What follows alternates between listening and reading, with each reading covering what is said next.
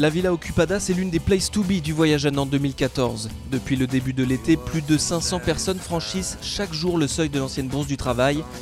Une affluence assez inattendue pour les organisateurs. On s'était dit une fourchette entre 10 et 20 000 personnes sur l'été, en se disant que 20 000 sera un beau succès. Et là, on a déjà dépassé les 30 000. C'est vrai que ça s'est fait beaucoup au bouche à oreille, puisque c'est difficile de communiquer sur ce genre de projet, de faire comprendre aux gens ce qui va se passer.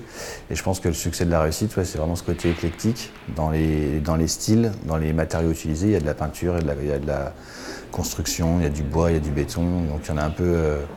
C'est vraiment super éclectique et du coup tout le monde y retrouve quelque chose. Et puis le muralisme aussi, je pense que c'est un mouvement populaire qui a été créé au Mexique pendant la Révolution pour permettre au peuple d'être informé de ce qui se passait. Donc c'est accessible à tout le monde, c'est vraiment le principe du muralisme.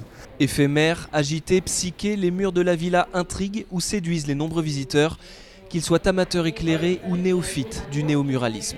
On nous l'a conseillé, on m'a dit faut que je te montre un endroit, c'est absolument génial. Moi qui redoute un peu les musées, celui-là il m'a agréablement surpris. On vient de voir une œuvre notamment où ce n'est pas vraiment des peintures, mais elle a été fabriquée avec des objets, récupérés dans des déchetteries, nous a-t-on expliqué.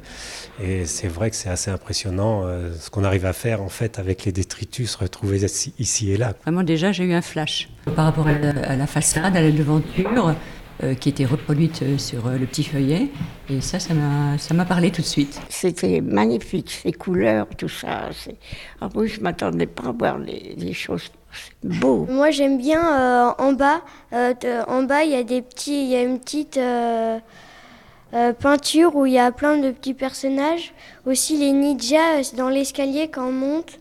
Quand je vois ça, je me dis c'est quand même dommage d'abattre ce lieu qui pourrait rester peut-être un petit peu plus longtemps. Le succès de ce lieu ressuscité ne changera rien à son funeste destin. Le bâtiment sera détruit début 2015, mais que les retardataires se rassurent, ses portes resteront ouvertes au public jusqu'au 31 août prochain.